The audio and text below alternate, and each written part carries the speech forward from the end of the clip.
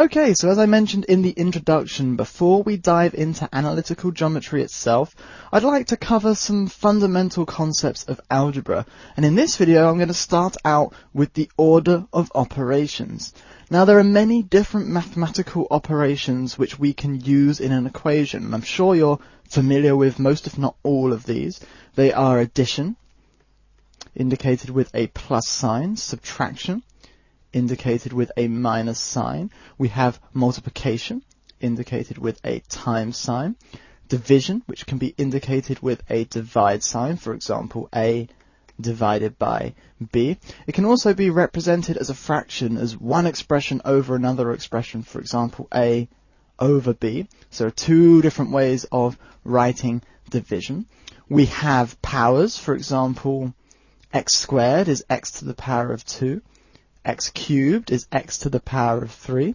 We also have roots, for example, the square root of x, or the cube root of x. And we also have parentheses, which are used to group parts of an expression together. Now, I'm sure that most of you are very comfortable with each of these operations taken independently. For example, as I just give myself a little bit more whiteboard space, if I was to, for example, ask you to evaluate 1 plus 1 equals, I am almost 100% certain that every single one of you out there would be able to immediately tell me that 1 plus 1 is equal to 2. Likewise, if I asked you to evaluate 2 times 3, what's that equal to? I'm sure that you know that the answer is 6. These are very, very basic equations, and they're only using a single operator. However, the situation gets a little more complicated if I was to start to combine these different operations in a single equation. For example, if I was to ask you to evaluate 2 plus 3 times 3 and tell me what that is equal to, well, how do we evaluate this equation? Is it not correct that we could take this equation and evaluate it in two different ways?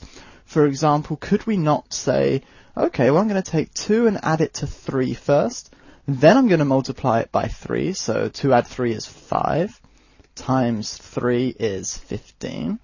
Or alternatively, I could say I'm going to take 3 multiplied by 3 first, I'm going to add 2 to the result of that, so that's 2 plus 9, and that gives us 11. So could we not approach that in two different ways? No, obviously we can't. Look, these results are different. One way gives us 15, the other way gives us 11. Now the equation 2 plus 3 times 3 needs to give us a single constant value. That means that one of these methods is correct and one of these methods is incorrect. And that's where the order of operations comes in. They're a simple set of rules which state which operators we evaluate first before considering other operators. And they make an equation like this one above, the 2 plus 3 times 3, have a definite meaning. And thus they actually allow us to evaluate such equations to get the correct answer. So why do I believe that this topic is so important and useful? Why am I teaching you this topic on this DVD? Well, other than the immediately obvious fact that this topic is essential for understanding and working with algebraic equations, which we're going to be doing a lot of that in this DVD, it also has a direct correspondence to an idea, a topic called operator precedence when we're dealing with programming. So when we're programming, we're often working with equations that might use a variety of operators, for example, additions and multiplications and subtractions. And the compiler for the programming language that we're working in is going to have its own set of rules that define the order of operations for those various operators. It needs to know which order do we evaluate this in to get the same result each time for that equation. Now, in languages like C, C++, C#, Python, and Mel, for example, the mathematical operators are all evaluated in the exact same order as they would be in algebra. And this logically makes sense since algebra has been around for a lot longer than those programming languages have. So when the person came along and designed a compiler to compile these languages, they made the mathematical operators work in the same way as algebra. Thus, in this video, by covering the order of operations the way that algebra works, you're also going to be preparing yourself for operator precedence when programming in a large variety of languages. So we've already seen all of the operators we're dealing with in this video. If I scroll back up, we're going to be dealing with addition, subtraction, multiplication, division, powers, and parentheses. And we need some set of rules that's going to allow us to evaluate expressions that use a combination of these different operators. So the first rule, the most important operator, if you will, is going to be our parentheses. The first thing that we evaluate in any expression that combines all of these different operators are parentheses. And that's because they're used to group parts of an expression. They explicitly state that that part of an expression must be evaluated before any of the other parts of the expression outside those parentheses. Because they explicitly state this, we must evaluate them first. And we've seen this already without even realizing it. We've seen it because, as I explained, the two possible, even though we know that one of these is incorrect, the two possible ways of evaluating 2 plus 3 times 3, when I wanted to say that I was going to add 2 to 3 before we multiply by 3, I used parentheses to group the 2 and the 3 together. That's saying we add 2 to 3, we evaluate these parentheses first, and then we multiply by 3. Whereas in the other example, where I wanted to explicitly state that we multiply the 3 by 3 first, and then add that to 2, I use parentheses to group the 3 multiplied by 3. So parentheses are used to explicitly state which parts of an expression we're going to evaluate first, and we must evaluate those parentheses before evaluating anything outside of the parentheses. So our order of operations has parentheses as the first thing that we evaluate. After parentheses come our powers and our square roots, and we're going to collectively call those exponents. So for example, if I had an equation, let's say it had 4 multiplied by 2 squared, and I asked you to evaluate that, we must evaluate that power first, that exponent first. That means we take 2 squared and we evaluate that part of the equation before anything else. So 2 squared we know is 4, so that means that this is equal to 4 multiplied by 4, and that gives us 16. So this is the correct answer for 4 multiplied by 2 squared. We take the 2, we square it first, and then we multiply 4 by that. The wrong answer would be if we evaluated that multiplication first before our power. So again, this is the wrong answer. But if we were to do this the other way, if we were to say, well, 4 times 2 is 8, and then work out 8 squared, that's going to give us 64. This is the wrong value for 4 times 2 squared. 4 times 2 squared is 16, not 64. So we must evaluate our powers and our square roots first, and we can see an example that uses square roots. So let's say we had the square root of 9, and then we can add to that 16. What does this equal? Well, the square root of 9 is equal to plus or minus 3, and then we're going to add to that 16. What have I done here? I said that we must evaluate our exponents first. Root 9 is a square root, that is an exponent. We must evaluate this part of our expression before we evaluate that addition. So I've evaluated root of 9, that gives us plus or minus 3, and then we add that to 16. Now, hopefully you guys do have the background knowledge required to sort of follow me when I say that root 9 is equal to plus or minus 3. If you haven't ever seen a square root evaluated like that before, it's basically because there are 2 different values that we could multiply, we could square in order to get a value of plus 9. For example, if I was to take plus 3 multiplied by plus 3, now these pluses aren't additions, they're just indicating these 3's are a positive value. So if I was to take 3 multiplied by 3, we all know that that gives us a value of 9. However, I could also take negative 3 multiplied by negative 3, and that gives us a value of 9 as well. So because both 3 squared and minus 3 squared give us a value of 9, the square root of 9 has to be 3 or minus 3. We don't know which of these could be squared to give us that value of 9. So when we're dealing with situations like this where we're taking the root of a number, there are always two possible values, and that's going to be plus a value and minus a value. That's what this notation indicates. So that means we actually have two different ways we could evaluate this expression. We could take positive 3 and add 16 to it, so that equals 3 plus 16.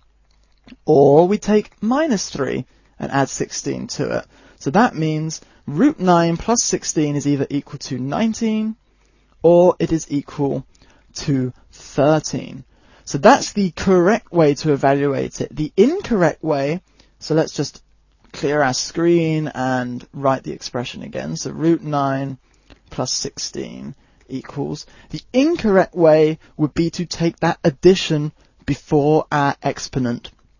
So if we were to add 9 to 16, that gives us 25. So if we were to say, well, this is actually equal to the root of 25, which is equal to plus or minus 5, that is the wrong answer, because we must evaluate our exponents before our other operations.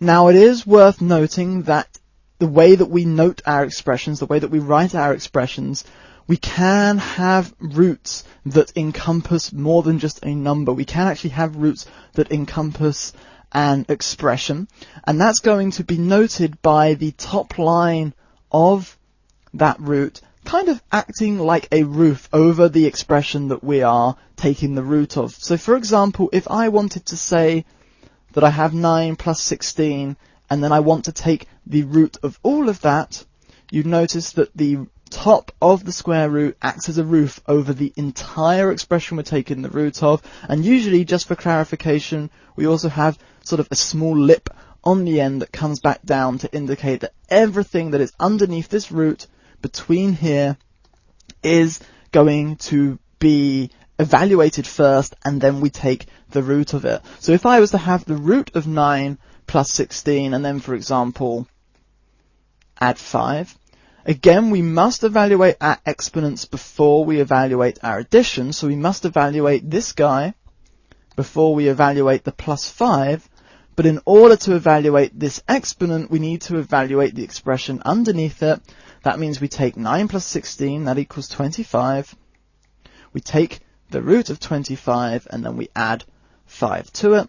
That means we have plus or minus 5 plus 5.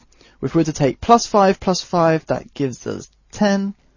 If we were to take minus 5 plus 5, that gives us 0. So we have two answers there. One is 10 and one is 0. So just looking back over what we've learned so far, we've seen we take our parentheses first, and after parentheses we take our exponents. Again, that's our powers and our roots.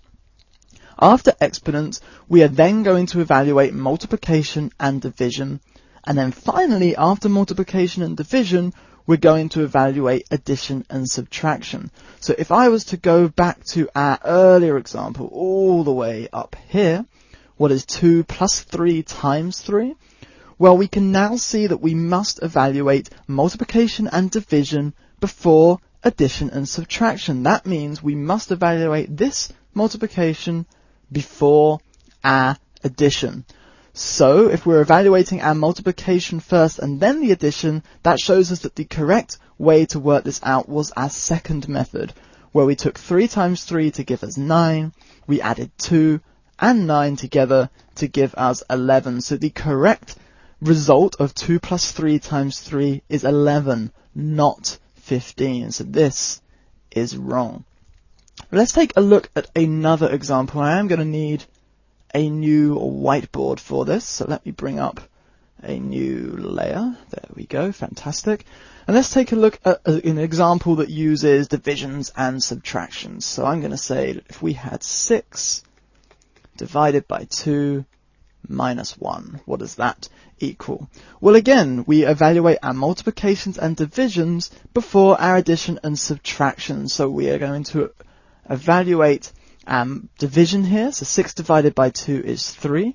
And then our subtraction, 3 minus 1 is equal to 2. Now, multiplication and division have the same precedence as each other. We evaluate them at the same time.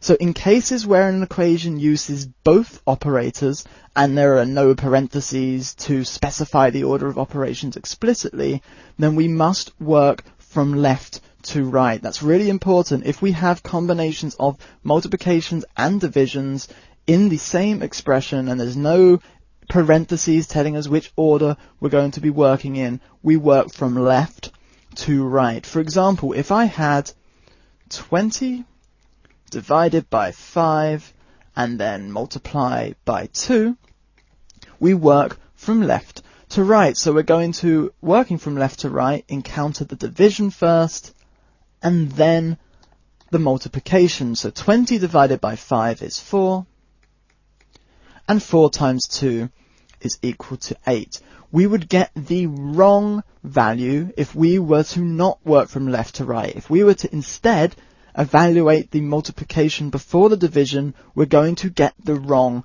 answer. So if we're to evaluate that multiplication, 5 times 2 gives us 10. 20 divided by 10 we know is equal to 2. This is the wrong answer. We've seen the correct answer is 8. So if we were to evaluate it in the wrong order, we may well get the wrong answer. So it's always working from left to right. And addition and subtraction, they work in the same way. They both have the same precedence as each other.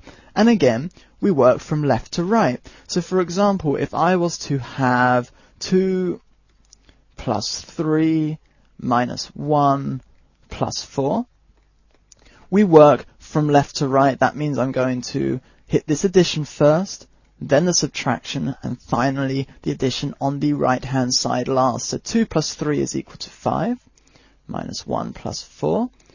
5 minus 1 is 4, plus 4, which is equal to 8. And it really is that simple. You just need to remember parentheses first, then exponents, then multiplication and division, and finally addition and subtraction.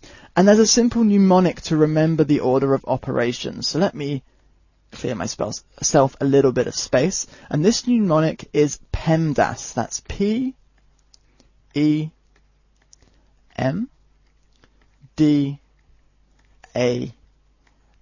PEMDAS. And what does this stand for? Well, P stands for parentheses. E stands for our exponents. I'm actually going to write exponents here. And of course, that's our powers and our roots. So parentheses, exponents. The M stands for multiplication, the D for division. So MD is multiplication and division. And finally, AS is our addition and subtraction. So PEMDAS, parentheses, exponents, multiplication and division, addition and subtraction. There is another variation on this depending on which school you went to where you may have learnt this. There are sort of 2 common mnemonics that are used. So just in case you've encountered a different one, let me scroll down and cover that as well. The other one that you may be familiar with is BODMAS. It's the exact same thing, it just uses different words. So BODMAS, B-O-D-M-A-S.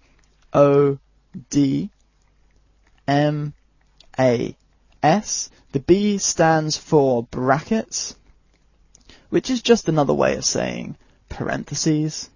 The O stands for orders, which is another way of saying exponents. Then we have DM for our division and multiplication, and AS for our addition and subtraction. You notice the D and the M are switched around compared to PEMDAS, which said multiplication and division, and BODMAS, which says division and multiplication. Again, they have the same precedence. It doesn't actually matter which order we put those into our mnemonic because they get evaluated at the same time. So whether you want to remember PEMDAS or whether you want to remember BODMAS, if you can remember one of those two devices, you're good to go, because this tells us explicitly the order in which we need to evaluate our expressions. So before I set some questions for you guys to work through on your own, I'd like us to tackle a more complicated example together. So I'm going to bring up another new layer. So new layer.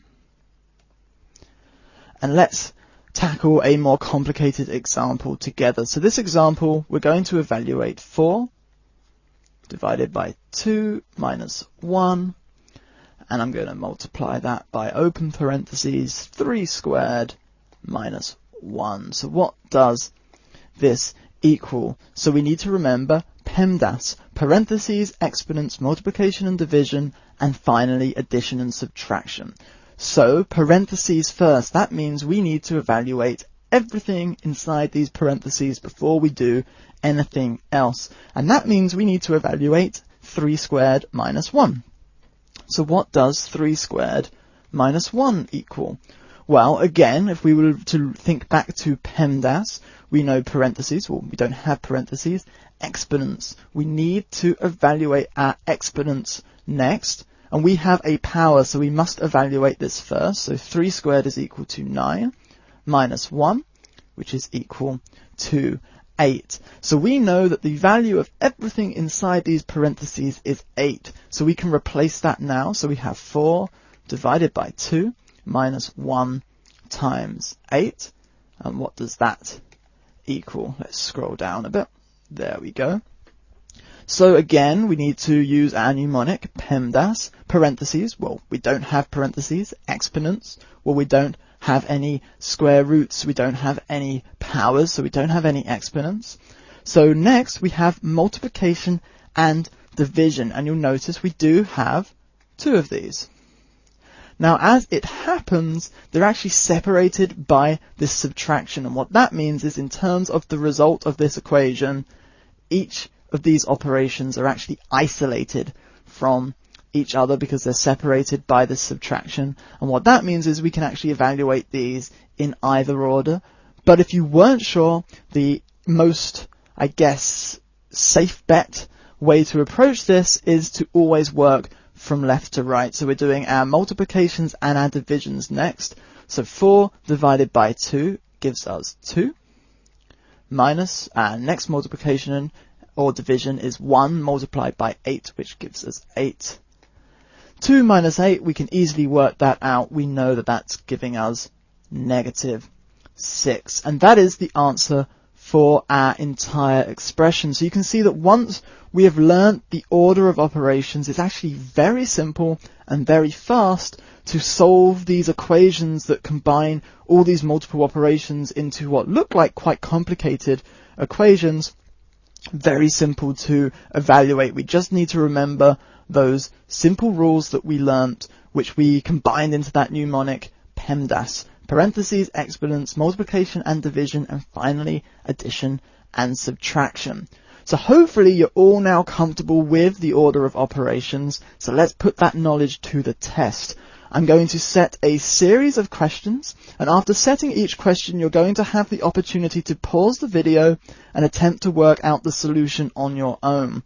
Once you have a solution, or if you get stuck, unpause the video and I'm going to work through the answer to the question here on the whiteboard so you can see either where you went wrong or you can check that you evaluated this the same way that I did. So let's start out with a really simple question.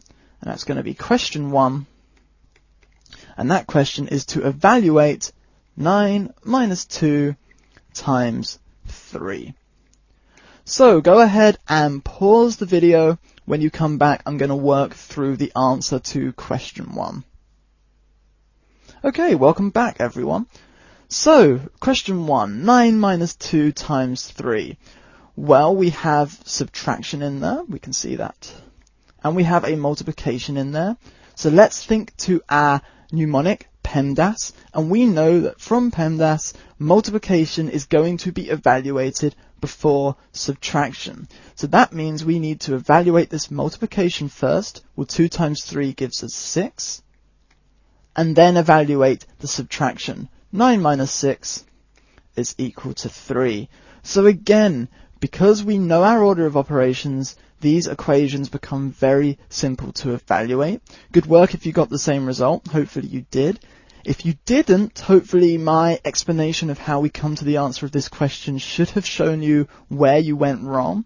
And if you're still a little bit confused, don't worry. Just go back and watch over the rest of this video again, and I'm sure that things will become more clear. So moving on, here's another question. So question 2. Again, we're going to evaluate an equation, and the equation I'd like you to evaluate is 3 times 4 divided by 2 minus 1 plus 3 minus 1. So go ahead and pause the video, and when you come back, I'm going to work through the answer to this question. Okay, welcome back everyone. So question 2, a little bit more complicated, but if we remember our order of operations, it's still very simple to work out. So let's look at the operations we have in this equation. We've got a multiply, a divide, we've got addition, and we've got subtraction. So we have 4 different operations. And if we remember our PEMDAS, we don't have parentheses and exponents, but PEMDAS does tell us that our multiplication and division is going to be evaluated before our addition and subtraction. So, because there are no parentheses telling us otherwise, we need to evaluate our multiplication and divisions first, and we need to work from left to right because we have multiple multiplication and division signs. So working from left to right, we first encounter 3 times 4, so that gives us 12. So divided by 2 minus 1 plus 3 minus 1. We then hit our divided by 2, so 12 divided by 2 is 6, minus 1 plus 3 minus 1. So that's our multiplications and divisions. Next, we need to take care of our additions and subtractions. Again, there's no parentheses telling us otherwise, so we're going to work from left to right. So the first one we encounter is our 6 minus 1. That gives us 5 plus 3 minus 1. Then we hit the plus 3, so 5 plus 3 is 8 minus 1, and that shows us that the answer is 7. So 3 times 4 divided by 2 minus 1 plus 3 minus 1 evaluates to 7. Again, well done if you got this correct. If not, I imagine perhaps the most common mistake will have been in evaluating the multiples, multiplications and divisions, or the multiple subtractions and additions. Again, these operators have the same precedence. Multiplication and division have the same precedence. Addition and subtraction have the same precedence. And thus you must work from left to right. So hopefully, me working through the answer to this question is going to demonstrate the correct method to you, and hopefully that's pointed out where you made mistakes if you did make mistakes. And if you are still a little bit confused, as with the other question, do go back and re-watch this video. So let's try one final question. I'm going to need quite a lot of whiteboard space for this one, so I'm going to bring up a new layer because it's quite a complicated question. And this is question 3. And again, we're going to evaluate an equation. And the equation I'd like you to evaluate is, open parentheses, 3 multiplied by 4, close parentheses, minus, open parentheses, 1 plus 5 minus 2, close parentheses.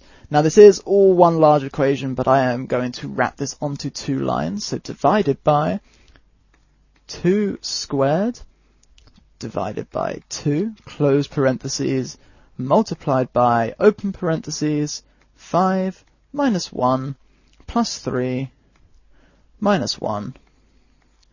What does that equal? So go ahead and pause the video here. When you unpause, I'm going to work through the solution to this question.